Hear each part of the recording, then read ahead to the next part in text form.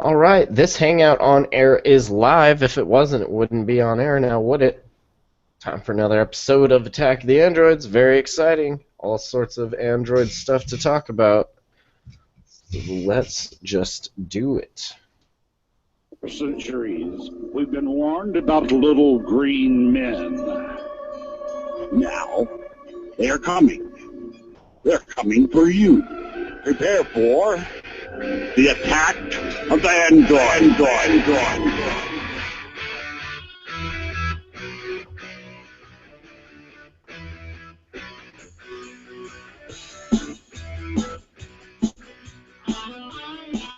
Hey, what's up, everybody? Today is Monday, February 8th, 2016. It's episode 179 of Attack of the Androids. Every week, Mondays. Just starting the week off right with this show. That's how we do. I'm Matt Lee. That guy right there, his name's Eric. What's up, Eric?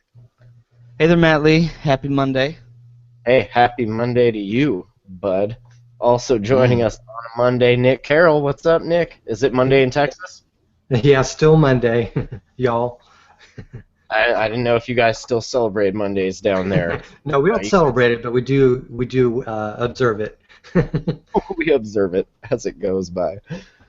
Fantastic. Hey, I see here in the show doc, in the rundown, somebody finally got Marshmallow on a Moto X. Is this a first-gen Moto X? No, sir. This is my second-gen Moto X, which I've been complaining about. I'm slightly less excited, but okay. No. It's not so much what happened, like the getting of the marshmallow. It was what it took to get the marshmallow. Would you like to know more? Press this now. Ooh. Have you been watching Starship Troopers? I have been. I forgot I had done this, but back when Lollipop first came out, I was not getting the update as fast as I would have liked. So I downloaded an OTA file, and I just applied it myself via ADB. So I've been watching all this stuff. Like Marshmallow's been released for the Moto X 2014 since December, and I still haven't gotten it. So I've been reading up on it online, and finally I saw one person, and I didn't save the link, but one person in a Reddit post said, to somebody else having a similar problem, oh, maybe you applied the soak test OTA by mistake. So that got me thinking that maybe I had. So in order to get Marshmallow on this stupid phone, what I had to do was go to Motorola, download the factory image, but then I couldn't download it because rather than a normal website where you just click the link and it downloads, this actually goes through Google Drive, and you have to request permission from Motorola to get, they have to share the folder or the file with you. So that was a no-go. I had to search around for a mirror. You had to call Motorola and be like, hey guys, I have this phone, I need some permission. Is that cool? You don't actually call them. You go to their website, and you have to, there's a user agreement. You have to click I agree. By clicking I agree, the download request button suddenly works. But when you click download request, it takes you to Google Drive, and it says, would you like to have access to this shared content? And you have to request it. It's like if you or I were running this website. I like to think we would run it a little better than that. Right? So we would just have it where it downloads? Did you accidentally download and install the soak test, or was that all that was available at the time and it worked so well so you just kind of forgot about it, or what? I think that I don't remember them saying it was a soak test OTA. I don't know that anybody necessarily knew that there would be negative consequences to that, even, regardless. At the time, right? Yeah. Yeah, because it's a soak test, so the people that get the soak test eventually get the latest update. Let me tell you, this was kind of a pain in the butt to actually get to work too, because you have to go to fast boot. You have to issue 15 commands. I was very, very worried that I bricked my phone at least 3 times. So did you put the new twerp on there, and did that save you?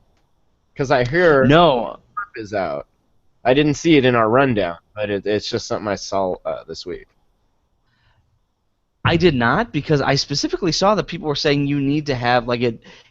There can be problems if you're not applying it with the stock recovery. I very nearly downloaded the Twerp 3.0 just so that way I could make a backup of my phone. But channeling Matt Lee, I said F backups, and I just went ahead with it. Living on the edge. That's right. But it was a phone from breaking, living on the edge.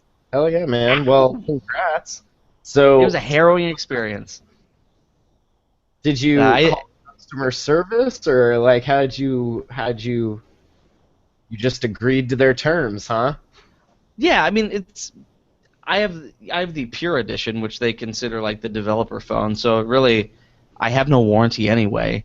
So I just did it, and it all worked out. I would say like I learned a lot about the manual flashing process, because you're basically like you're issuing commands to like make the phone accept the stuff you're doing to it, and then you upload the partition, then you upload the system, then you upload the modems. Like there's a lot of different steps that I think unless you're flashing a phone manually, you don't understand are going on in the background. So that was kind of cool. It was all like command line stuff, basically. You said it was ADB, right? So it's all command line that you're just issuing. Yeah. And getting very little feedback as far as just a blinking cursor waiting for the next command. I mean, basically, like on the phone, you're seeing like some things, but in the command line, it's basically just saying like upload successful, upload successful, upload successful, and you're just issuing all these commands one after another, and then you have to reboot the phone and pray that it boots. And the first 3 times it did not. And I really did not change anything.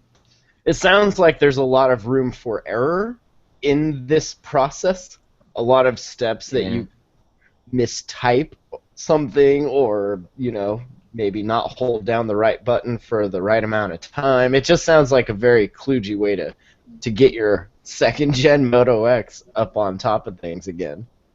Well, I feel better in the like if I had to do this again today, I think I'd feel better. Like a lot of it is just knowing not to freak out when it doesn't work, because you can do what everyone thinks I'm gonna do and freak out. Throw the phone. Throw my phone. I will say, like it is a very good experience, because when you start seeing those the phone booting up. And they don't have the marshmallow image. They have like the lollipop image on their website. So it booted for the first time, and it downloaded like 4 updates, like one after another. So I'm finally patched for stage fright. I have delicious Motorola marshmallow, which is actually very nice. It is nice.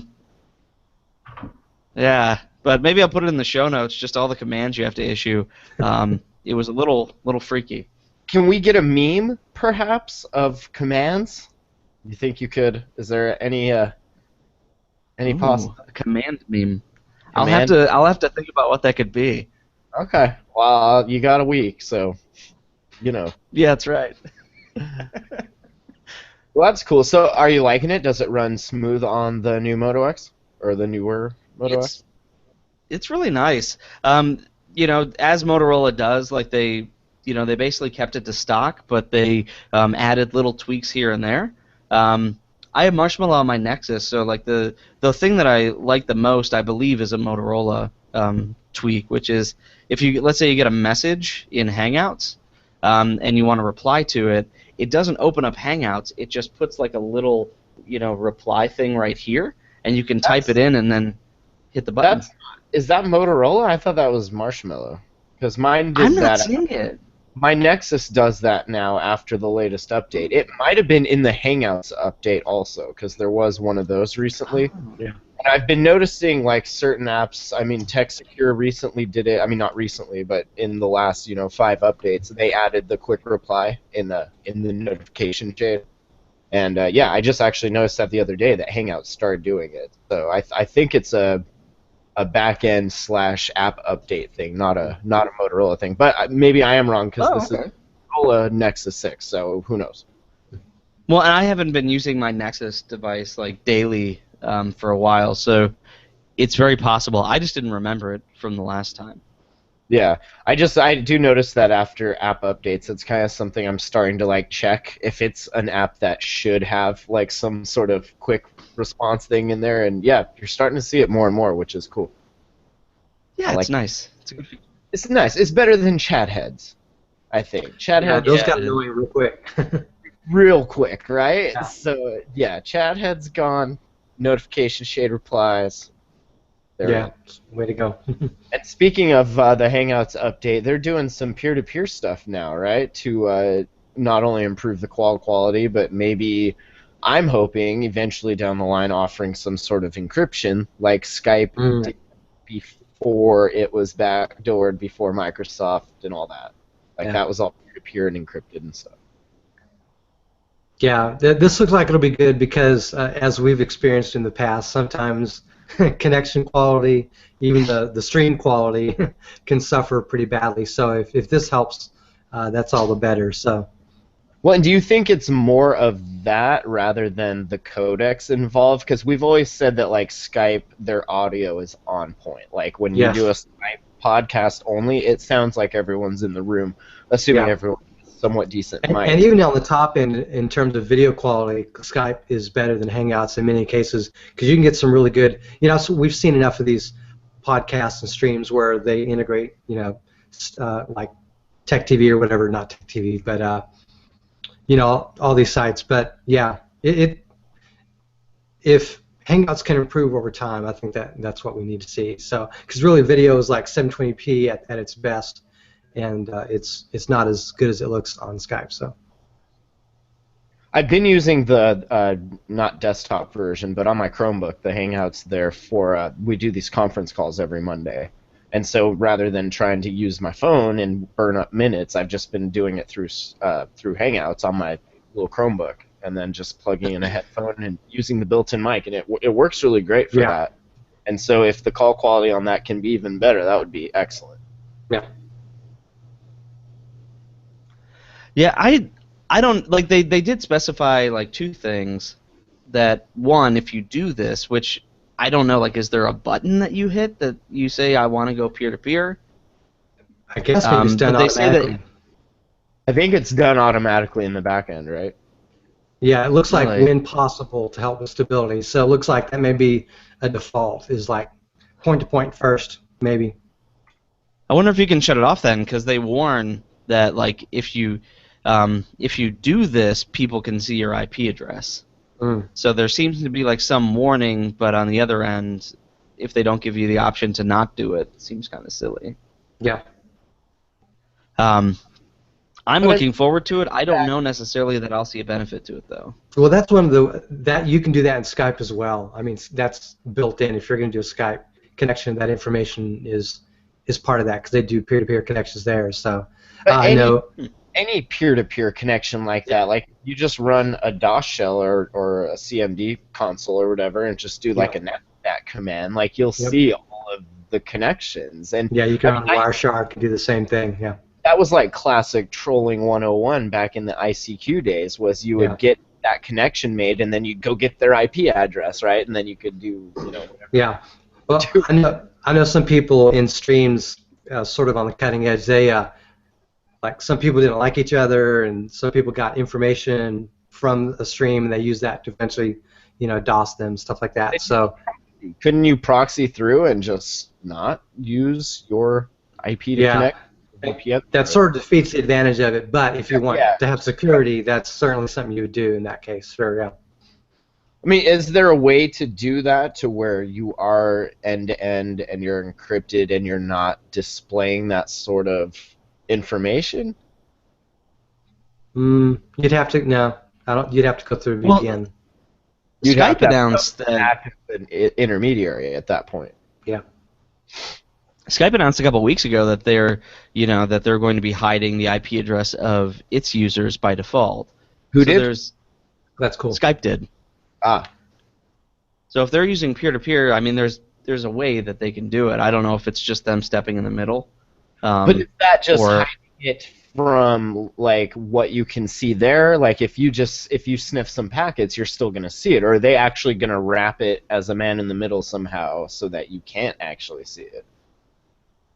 Because it kind of sounds I like don't they're know. gonna like make it not easily viewable, right? Like if you just right click on Yeah, someone's name or however you can, yeah. It'll be interesting to that's what see. it sounds like.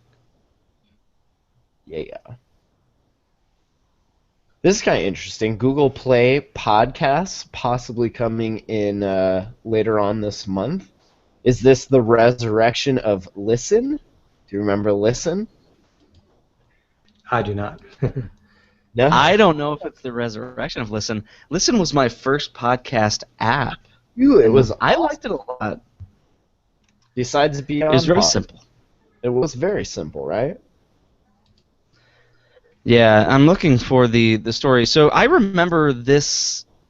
We got an email about this, I believe, or something about it back in October, and we registered Attack of the Androids. But I don't know about you, Matt. I haven't seen a thing since then.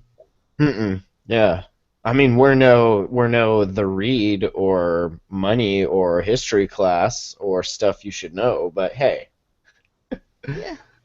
Yeah. Whatever. You'd think if it were launching this month that we would have seen something, but apparently Bill Simmons, whoever that is, tweeted out. He deleted his tweet. That's neat. He tweeted out that later this month you'll be able to see my podcast on Google Play Podcasts. And then he And never got a reply back. So he deleted his tweet. No, I don't know if that's. yeah, I'm sure that Google was reaching out to him saying, "Listen, Bill, we told you to shut the hell up about that." Bill, Um, does the word embargo mean anything to you? yes, you can Google it if it does not. We're removing your Um, podcast from the internet, Bill, and your tweet. So, I guess the question is, are you happy? Like, I use BeyondPod. I'm pretty happy. What would Google have to do to make you switch to using them? Uh, I honestly, this is pretty terrible for a podcast host, but I don't really listen to as many podcasts as I used to. Truth be told, Yeah, kind of Spend, same like, here. hours a day in the work truck anymore, and like Yeah. where I'm at now, we don't really listen to podcasts. I do catch them like when I'm driving, in between towns and stuff, but yeah, it's not an everyday thing like it used to be. So I don't know. I would probably just use it instead of having to like refresh my Beyond Pod because I eventually got to the point where it was updating every day, right? Still, so I was like, okay, I'm running out of space on my phone because I have a billion episodes of all these shows I never listen to anymore. But yeah, so I started using kind of Stitcher or just going to the show site that I want to listen to. But yeah, if Google incorporated that into Play, because I already use that heavily anyway, I think that would be great. Yeah, I'd probably use it more there too. Like I've been using SoundCloud to get like a few podcasts here and there, but like Matt, I've kind of lost some of my ability to use extra time to listen to podcasts. So yeah, I can kind of relate to that.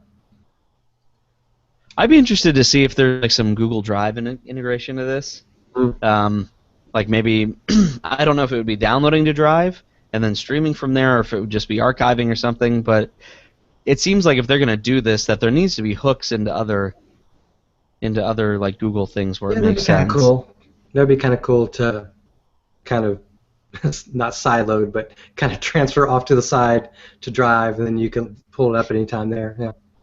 Yeah, because I mean Cool. that's on all of your devices, right? So that would be the storage way to do it. I mean, like I said, And that's what Google likes. unless they're going to do it through Google Play Music or something, Play Yeah. Pod. Well, yeah.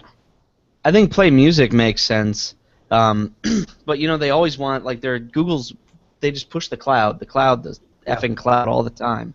So it makes me wonder if there is going to be like some cloud aspect to it, or if it's just going to be another podcast downloader, podcast aggregator. Yeah, because you can do that in Play Music. Like the tech is already there. You can either stream the stuff, which it'll cast the stuff to your device if you have that checked. You don't even have to do that to like cache the latest whatever songs you've streamed.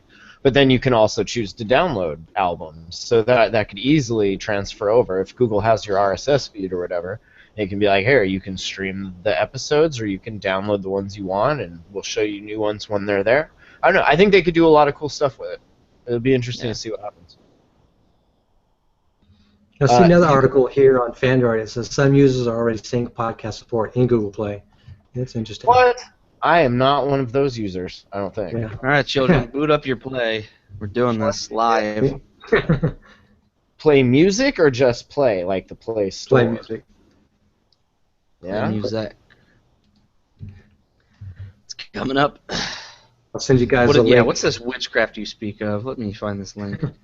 I'll send you a link to the thumbs up playlist. So if you guys have ever thumbed up any videos on Google Play, this is a reverse chronological list of your thumbs ups, whatever that word is. Now, see, I mentioned Tech TV earlier. I meant to say Twit. Derp. So, Weird. I don't have it. Yeah, I don't either. But I could see him just kind of incorporating it almost into like radio stations too. Because if you think about it, each like podcast is kind of like a little station of sorts. I don't know. There's a ton of ways to do it. We'll see what happens once it's actually out. Yeah, I don't think that either. Have any of you upgraded to the family plan? I was actually just thinking that I never saw anything saying I could, but I need to because it will save me money. It's in settings. You just go there and it's like upgrade to family plan up to 6 members. Yeah, I just saw that. That's pretty cool. Yeah, I'm gonna have to do that after the show. Because I mean I think we pay like at this point, what is it, like $16 a month? Because we have like the $7.99 price from way back when. So this will save us, $2, $1, something. Nice. I don't know. If I can show saving, my wife will be happy. That's right. Saving money, always happy. Speaking of app updates, the new Instagram update, getting multiple account support for all of you who troll Instagram on multiple different accounts. You can maybe have a tablet that multiple people share. Right. So that's pretty handy. Or I mean, if you do something like this show, you know, if you have multiple personas online, it makes sense. It's like having multiple Twitter accounts. Yeah, that's one of the main reasons I still use Tweetcaster. Is I really, really like their multiple account support, and I have like the Jamhold, the Hotbox, and Attack of the Androids in there, and it just makes it nice and easy. So that's good to see. I mean, there are like you have people that manage lots of accounts for other people. Like why? Especially Instagram, because it's very limited to what you can do on the website. It's all app-based, so you got to have access to those accounts. Otherwise, you're logging in and out, and that just sucks because in order to resync everything. So, yeah, version 7.15 is the new one that has multiple account support. Do you guys Instagram? There are a few people that I follow, but Instagram's not one of my major apps. So unless I get a notification that one of the people I follow, you know, has something going on, I don't click on it otherwise. So, but occasionally, yeah. My wife uses it a lot more than I do. I think the fact that, like you said, the website really didn't do much. I don't know. Like I think I looked at it once and I'm like, yeah, I can't do anything on this website. I don't want to download the app. So you can double-click and heart pictures from the website and search for things. Oh my god. I know. Well, I definitely browse it now. I don't necessarily put things up on it, but I browse it. Yeah, I don't use it to. I don't take a lot of pictures myself. I'm sure Ant probably uses it a fair bit for all the pictures he takes. Account is pretty prolific. He posts a lot of cool stuff. Does he? Yeah. I Smartphones need to get into this. As do I. I feel like, honestly, like I feel older every day that I like look at these things. It's like, do you yik yak? What the hell are you talking about? Like I have no idea. I don't even know what that means. I drew the line at Snapchat. I was like, Snapchat. He was done after that. Yeah, no, I refuse to get on that one. That's like my nope. Matt's like, where are the breasts? I was promised boobs. You won't understand. Snapchat. You always see like Scott Jordan on Facebook talking about stuff like that, and he was recently talking about Snapchat, and I was like, bro, that thing's got like an age 14 requirement. Like you're a little beyond Snapchat. Know your network.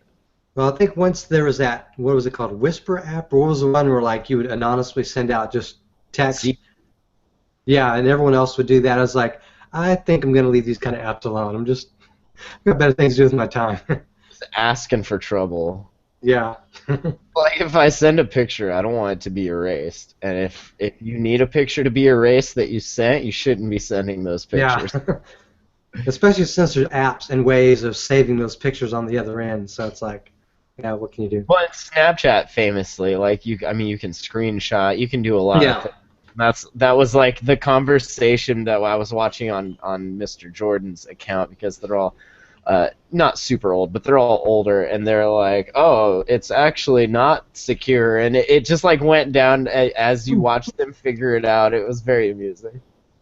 Well, what I found interesting was that like there's this guy that I knew. He's a younger Marine, and I was watching him use Snapchat, and I mean it was like watching somebody use Hangouts or Instagram. Like but the messages disappear, and I don't know why he did it. Like that's the thing. Like he could never articulate why he was using Snapchat versus something else that didn't delete his stuff. But I mean, it really didn't look like he was using it for anything like sexy time or nefarious. Oh. I don't know. It just I still don't get the Snapchat thing, but He couldn't articulate you because he knows that you would have got him in trouble. Nah. Like I can't tell you why. I'm cool. I'm Probably with it. The kids Posting pictures of drone strikes and shit. Like I can't keep this on here. Did you guys see this? 64 gig, 1 plus 2, which is 3. It's now $349 permanent. Yeah, that's pretty good price for it. Is it a decent device? I mean, are people still like fawning over these Oppos? It's decent for the price, and I think it's helping to drive the market down in terms of price. Because it's very competitive. Nexus level prices. In fact, actually, I think it's generally a little bit cheaper than the Nexus. What was it the 6P? Because the 5 one. Yeah, this is right around where the regular 6 is. Yeah. If you want one like on Amazon or something, they're right around $350 for a 64 gig. Yeah, that's why I don't know that it's such a great deal. I seem to remember that Shane really liked he really liked this phone, despite like it not having quick charge and things like that. Quick charge is cool. I never had a phone with it until this Nexus 6, and like that makes a huge difference for sure. Yeah. Exactly, and I kind of feel like you could spend maybe a little more and get a much better phone. Like you could get the phone I have, you could get a newer Motorola phone with 64 gigs for about the same price, or like you said, you could get an Nexus 6. Yeah. Like, Also, a it just doesn't. Yeah, it's got stereo speakers. Yeah. 3 gigs of RAM or 4 gigs of RAM if you get the 64 gig version. Is that possible? Yeah, it's 64 gigs of storage and 4 gigs of RAM. So Snapdragon 810, it's a pretty decent performer. 3,300 milliamp battery and a fingerprint sensor. Ooh. Yeah, I feel like because they released very soon after this, if I remember correctly, they released the OnePlus X. So Now that would there's got to be just stock of this. Yeah. Oh. Yeah, the OnePlus X was a little bit cheaper. Yeah. It was nice of them to give customers $40 back if you bought the OnePlus 2 in the previous 15 days. All That's cool. That's actually a pretty good thing for them to do. They got a lot of crap a year plus ago, for doing some really bad advertising practices. I don't even remember that shit, though, really. What could you even tell me right now what they did? Well, it's not so much that it's that So you're image stays with them. stalling while you Google it. You No, can't. I'm not. No, I'm not trying to recall what they did a year plus ago. I'm saying that they had an image problem because of that, and this is something that if they had done stuff like this a year ago, got rid of the invitation system, I think that would have helped. Well, they kind of had an image problem due to the fact that they, rather than just selling phones, they would do these stupid, like, contests or whatever. Like, show me your tits, get a OnePlus. Yeah. Like, it was ridiculous. Like, you should, if you want phones, just sell the phones. Yeah, right? Like, you don't have to get them to us in new and novel ways. Like, just put that shit on a UPS truck and send the phones. That's all. This isn't freaking Mardi Gras, okay? You're not throwing beads around. Just give us the phone. I mean, you could throw beads around. That'd be okay. But just give us the phone, too. Yeah, throw the phone around, too. Yeah, I won't be buying one of these. I think there's much better options out there, but there are still people like Shane that think that it's, one of the best devices. Would you be recommending this to your friends? No, Probably not. We're a Moto. I mean, even at the Nexus 6 household now. We have 3 now. Dear Lord. I know. BJ got one now. Roommate's got one now. I got one. It's nice. I think I would still prefer the Moto X 2014, the smaller version of the Nexus 6. But I mean, they're both great devices, and I don't know, like, I'm not feeling the age on either of them the way that I was feeling the age on, like, some of the phones that I've had in the past. I feel like they made them out of quality materials. Yeah, and I'm still on, my Nexus 5. I've had it for like a year or more at this point, and I love the heck out of it. So, and it performs really well on stock Android. So, as much as I want to buy another phone, I don't need to. So, I can't even come up with an excuse to get another phone. So, oh well. Now, Eric, NVIDIA's Shield tablet. Did you get your Marshmallow update? Huh. No. No, I did not. Interesting. Is Marshmallow, that's 6.0, right? Yes. Yes, it is. Okay, interesting. Mine got it. Now, I'm seeing here that they've actually stopped, and this says not to install it yet. Now, did I make a mistake, or what's going on here? Well, if you haven't noticed the problem, I guess not. Well, I haven't honestly turned my tablet on since the last episode, so maybe that's fair. Problem itself. I don't know. I definitely need to remember to cancel my. Apparently, users are losing their Wi-Fi connection intermittently. Let's see what else. No, I got Wi-Fi now. I mean, I just turned it on, but. But you have a different device than what was being pushed. Like, I have the original Shield tablet, which is what this is talking about. This is a different update to the one that you had, since you have the K1. Right, that is true. I do have the K1. Nah.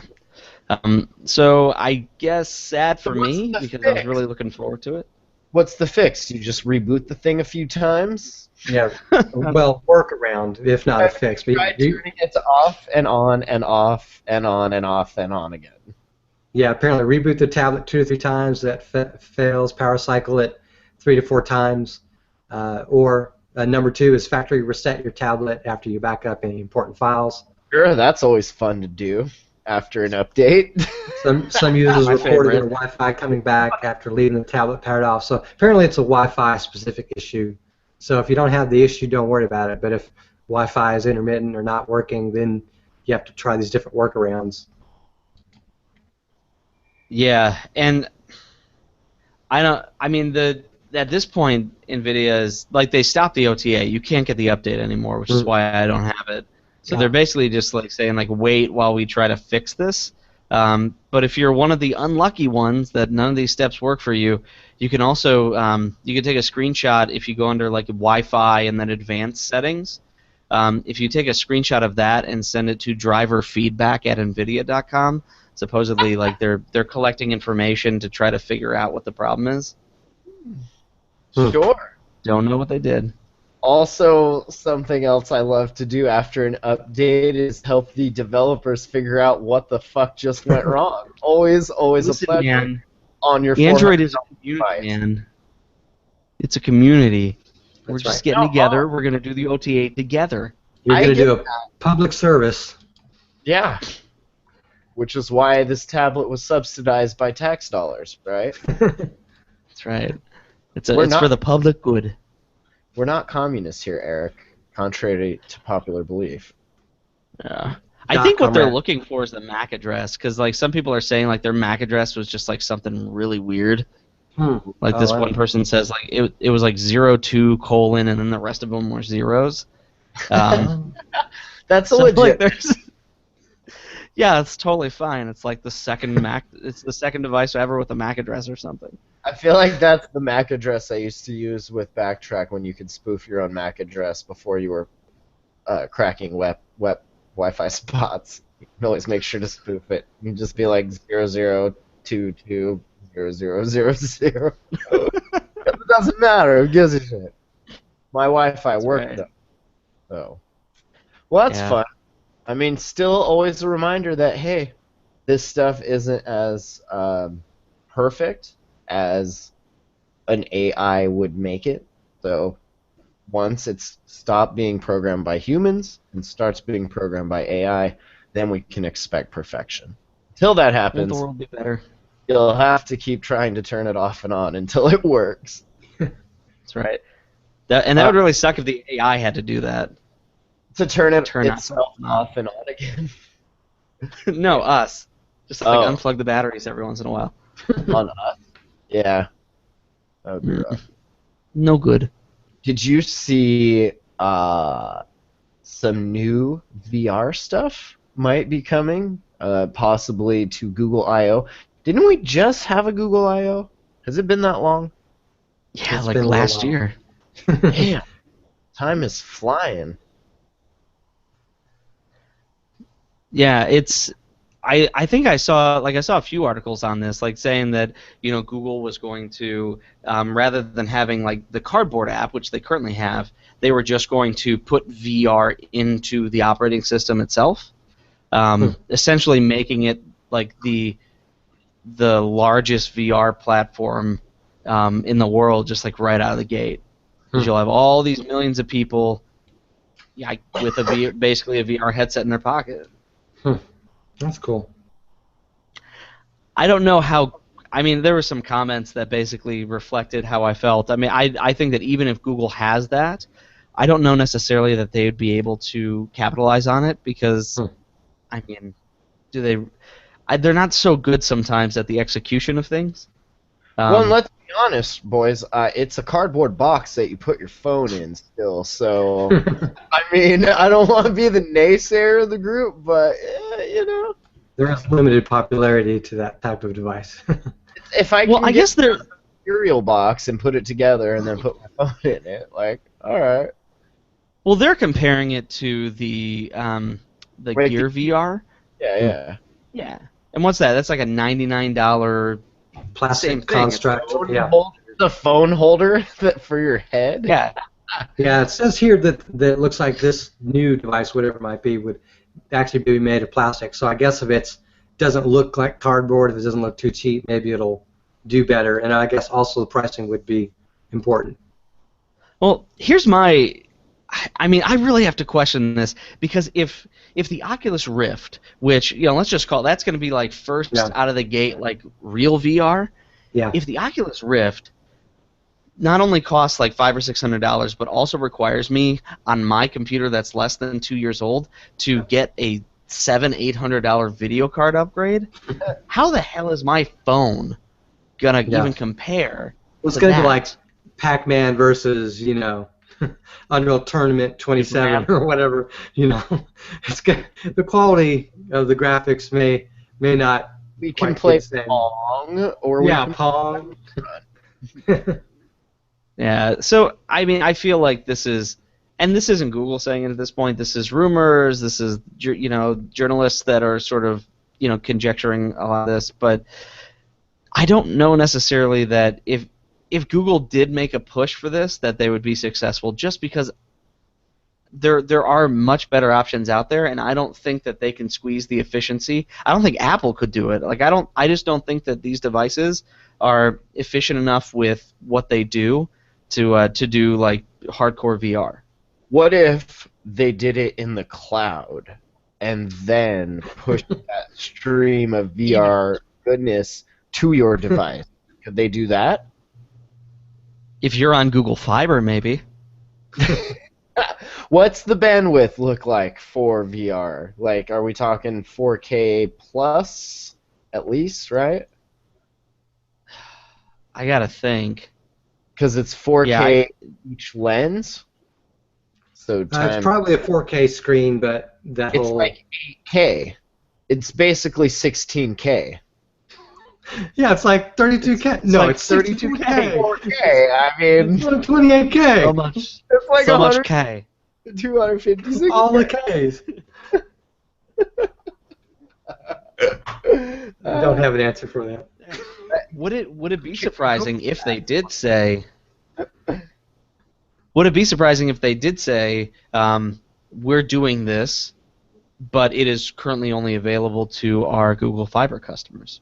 That would make more sense as to how they expect people's phones and tablets to handle that load.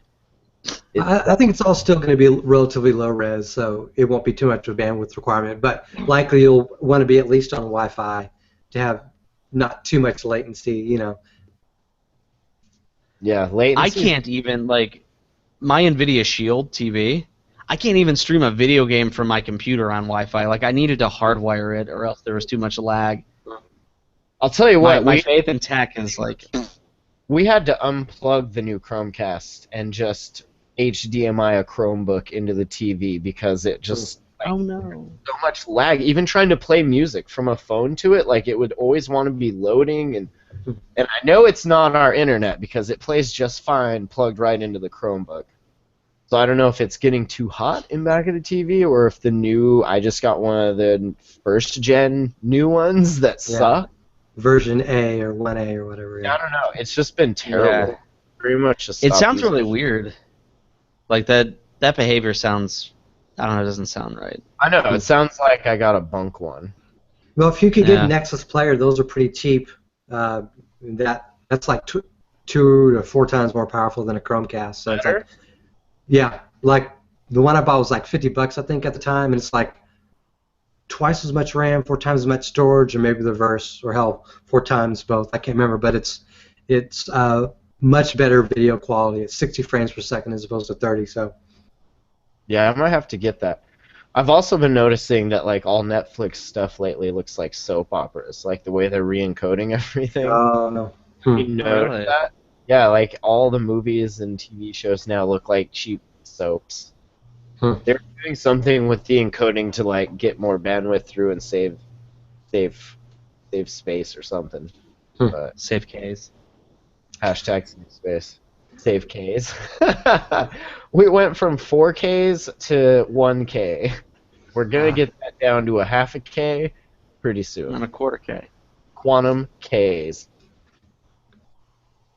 Yeah, I've since you brought up the new Chromecast, I've been using. I got a couple of the Chromecast audios specifically, and put those throughout the house. I like those a lot. Are those awesome? Do they buffer and shit out on you? Nope. No, they're great. Like we have like these. We have an iPod speaker in my wife's art studio. There's we have the Shield TV. I have another iPod speaker that somebody at work gave me, and then Melissa has her old one for like the old iPod. So I just put, we have them throughout the house. I just hook the little Chromecast audios, and it's wonderful. Like I walk into the kitchen, I say play on kitchen, and it's a really good experience, especially when I consider, I have a friend that has some Sonos stuff and how much he paid to get very similar capabilities. I might have to look into that. Yeah. The only thing is, I think it's about the same price as the video Chromecasts.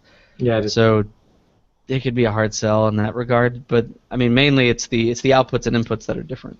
Yeah, well, it's a different use case. So, like for me, I've considered getting. I've got an extra set of computer speakers that would work perfectly with this. Just throw it in the garage, whatever I'm out there doing stuff. $35. That's something that you couldn't really do with the other Chromecast without having to have something in the middle, like a TV or something.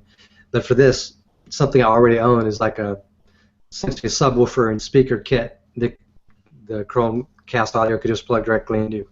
That's pretty cool. So. Mm-hmm. Nice. How do you feel about stylus support if you had a Galaxy S7? Ooh, that's a good transition, my friend. I know. Did you like that? I just said all the words that were in this thing here on the screen, just in different order. Oh, that's good. They don't teach you that at any school. I went to a very highly regarded podcast finishing school, so I mean, it really comes through. Professionals. Mm. I didn't even know 7 was what we were on now. I have completely lost track of the galaxies. Yeah. Well, they're going to announce one in the next 3 weeks or so, 2 weeks. So that's pretty cool. I mean, I guess it might diminish the Note to some extent because that was one of the big selling points of the Note, having a stylus built in with that. But was it though? Yeah, I think so. At least for the first, 4 or 5 iterations. But now that they came out with like this S6 Edge and then the regular S6, I guess just adding a stylus on the next version should be okay.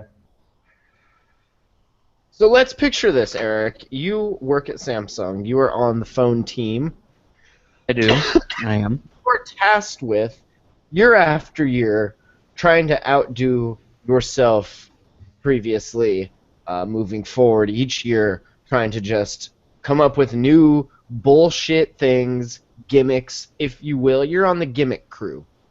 Okay, cool. What do you do? Where do you go at this point? You're on your telescopic tongue scraper. Telescopic tongue scraper. I like that. I like that. That doubles as your stylus, right? I mean, the other end certainly, but yeah. Well, right. And you could also put a little camera on there, so it could be like your. Well, you can check your tonsils. The Samsung gimmick team should hire us. I think it's a good idea. I just posted a link in our Hangouts chat.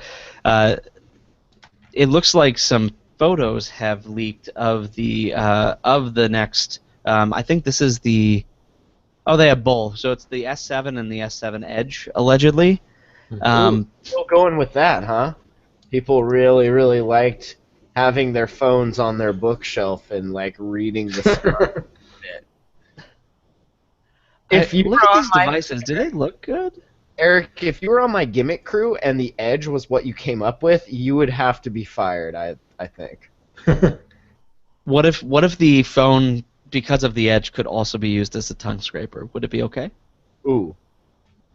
That's innovative. That's why they pay you the big bucks. That is innovative. Back-scratching device, perhaps? Right? Telescoping all the scrapes. / handle for your back scratcher. That's right. Samsung, just keep making the same phone, because I don't know. Well, if you look at this, like the design of these phones, it feels like we're wrapping back around to like Galaxy S2. Like it's like the very rounded edges and sort of fat look. Like now that you mention that, because we had a Galaxy S2. That was my wife's first Samsung phone. She gave it to one of her sons. You're right. This does look a lot like it. Huh. So I think we've been tricked. This is an S2. I don't think that. I'd like to see. I don't think this looks too bad, but yeah, it does look like. I mean, because the S6 was is a pretty attractive device. This looks like it's maybe a slight step back from that. I'll go ahead and screen share it for our audience, the watching audience. I don't think that's too bad, but like Apple has done something inside in the stage by saying, hey, here's one iteration of the phone, and the next generation is going to be very similar. Samsung is basically changing that every single generation, and I'm not sure if it's an evolution every time.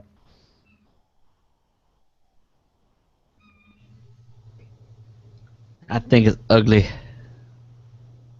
I think maybe it's a compromise between, well, I guess maybe the S2 and the S6, but It's a compromise between looking good and looking like shit. Nice. A compromise, I'm sure all of the humans in this population are familiar with. The only upside I see to this is that maybe this brings Samsung down a notch and we get a changing of the guard. Ooh, do you think Michael Bay will not be at the keynote for Samsung? I don't think he won't remember his lines either. That's right. Was that him that like walked off stage? Yeah. Am I remembering Michael Bay. that right? It may have been a Sony event, but yeah. Yeah, it was some event, but let's all take a moment to just remember that shit show. Yeah, that was pretty bad. Oh, he quit Samsung press conference. That's what the Google says. Which fuel cell maker is making bullshit predictions here, Eric? A 7-day battery life in as little as 2 years. I'm going to call BS on that. What do you think? Yeah, I would also agree. We've been hearing about fuel cell tech for a long time. Mm-hmm. Yeah, I have been hearing about this for a while because they've been talking about this in cars. There's been test fleets of hydrogen fuel cell vehicles in places like California for at least 5-10 years. Well, and let's not forget the Hindenburg, the first hydrogen fueled. That worked out Too soon, well. Matt. Sorry. Too soon. Sorry. So this is Intelligent Energy Holdings PLC, a British company, and they're saying that their technology could be, given the proper investment. So maybe they're out panhandling for some cash. Given the proper investment, that they could see their technology in phones with a week's worth of energy within 2 years. Well, sure, Eric. The proper investment, I could build a spaceship and go to Mars, but that's just, I think that's complete panhandling. Yeah, it kind of is. And one thing that I read in here that it really made me think is they talk about the technology itself converts hydrogen into electricity. The byproduct of this is water vapor. So are you going to be walking around with a giant wet spot in your pants? I think like from this phone. You just drink the water, right? Is it heavy water when it comes out? Is it like going to be like a Camelback? Yeah. It's got electrolytes. Well, that's cool. In 3 years, if this doesn't happen and we don't remember to bring it up again, let's just remember it right now. Yeah, let's remember it now for 3 years from now. That's right. But, and if it does happen, then cool. Yeah. I think it's a very good strategy. Just poo-poo everything, and then if it happens, it's okay. I'm happy with my all-day I get out of the 6 here. Got a pretty decent battery. I find that most of my devices I could probably go a day and a half on. Ooh, you know what that Maybe tells me, Eric? You're not devicing right, bro. You're not a power user. You're not glued to it 24/7. Power user. I'm not streaming as much. I know. You need to be more wasteful with your power. Yeah. It's one of the lessons I learned from watching Spider-Man is if you have power, you got to be wasteful with it. Yeah. Let's see. Ooh, if you have Drive and you don't have like 100 terabytes of space on it already, Google's offering 2 gigs. Just check your security stuff, do their little security checkup thing, and there's 2 more gigs for you. 2 virtual gigs. I saw a reminder for it. I was like, oh, I'll get to it, and I completely forgot about it. How's your security settings? They were pretty good. I did this the last time, but honestly, when it prompted me for this, I was like, I'm doing something, which I don't remember what I was doing, but it was too important to not do this. That's right. It's never too important to not check your security settings, especially when there's 2 gigs of drive space at 2 stake. gigs online. 2 virtual gigs. I feel like this is Google. Like they've done some math. Google, they're like an insurance company. They're like They a have bunch- some actuary. Yeah. Yeah, like somebody in back was like, well, we can.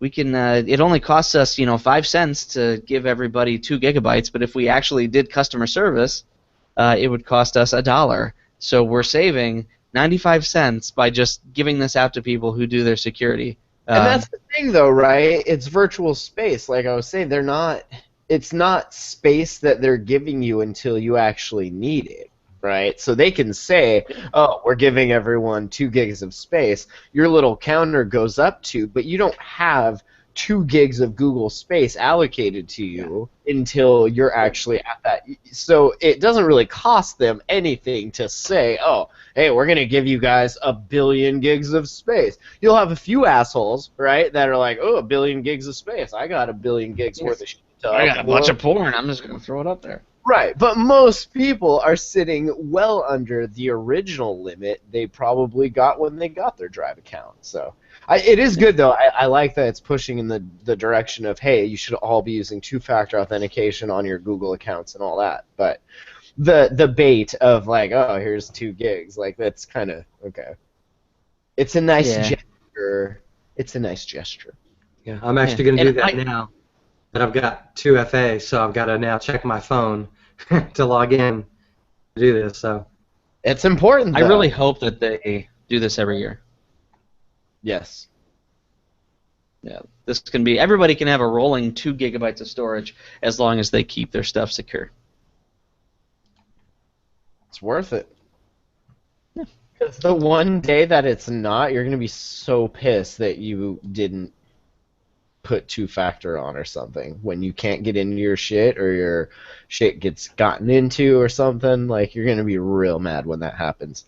You have a lot more on your Google account than you probably realize. yeah. Especially if you use Android. I have to say, I am very happy that before I, wiped my phone and everything, that I remembered to migrate my 2-factor authentication to a different device. Right? Because that kind of sucked. That's the best, especially if you don't remember where you put your printout, if you even printed out your backup codes. No idea. Maybe that's a reason why I will do this 2 gigabyte thing, just to remind myself to have those codes somewhere. Yeah. I store them on Google Drive. I did that once, and then it was like time to do a show, and I couldn't log into WordPress because I had the 2-factor plugin on WordPress, so I had to log into the FTP and change shit. It was a big pain, but it's always worth it because think of the alternative. That's right. You want ISIS emails from your Google account? I don't think so. Mm-mm. Mm-mm. They're gonna get on your Twitters. That's one thing I need to look at. I think Amazon offers 2-factor now. Twitter offers 2-factor. I need to get fully on the 2-factor train. There's a bunch you can use in Authenticator. Twitter's not one of them. Not yet. At least not when I checked last. Yeah, they still do the SMS thing only. Oh, that's dumb.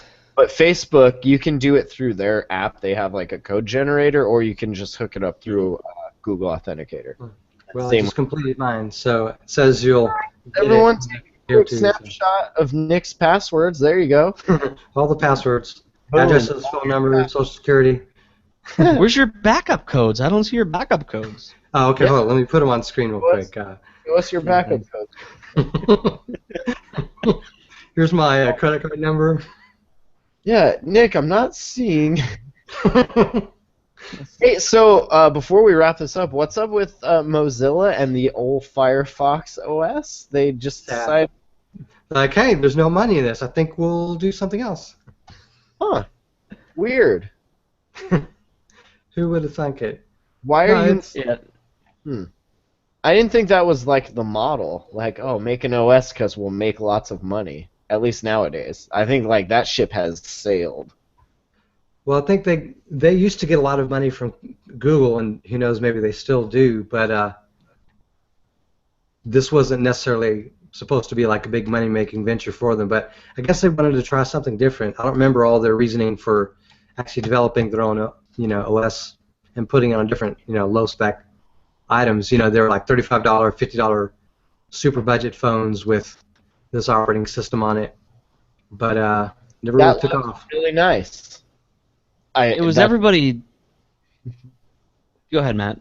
I was just saying, like that screen looks really nice. Like the Firefox logo, the typography there, that looks nice. I would maybe want to use it, except that I have this one called Android, Yeah. and I don't need another OS to deal with. Yeah, perhaps if they came out with this, a few years earlier, that might have been an impact. But I mean, when you get much larger players like Microsoft and BlackBerry failing miserably with their operating systems, it's kind of hard to see Firefox taking off with what is essentially a free OS on budget, bare bones, third world phones. So Well, that's what happened. Is that everybody was racing to get, even Ubuntu, like Ubuntu phone, like everybody was racing to hit the low end market because maybe that's not where the money necessarily is, but that's where the volume is. yeah, And it just so happens that because all these. Say again? Once you get the volume, then you get the money. Yeah, like Yeah. it's they. Apple was hitting the high end. Google was hitting the high end and the mid range, and even Google hasn't been really successful in the low end market. Like Android One hasn't done very well, and really what has done well are no-name Chinese manufacturers who, just churn out crap and throw Android on it, sort of like half-assed, and it's good enough for some of these places because the texting works and the phone works, and the browser kind of works. yeah. And they're disposable phones used for like suicide bombs and stuff. So, like, right? You don't need. Something like that. Sorry, I'm in Why? trouble. Why hasn't somebody come out with that operating system? Yeah, it's disposable. I don't know. I just think it would bomb. Ah, I have a real. Oh, All right. Nick. all right. I What's our have a email, really good. Eric? If you'd like to email Nick about his insensitivity, you can do so at show@attackoftheandroids.com. That's fantastic. Check us out on iTunes. Leave us a review. Appreciate that. Mondays, that's the day. So, attackingtheandroids.com. You can find all of that stuff there. For Nick Carroll, Eric Finkenbeater, I'm Matt Lee. We'll see you next week. Good Bye. night.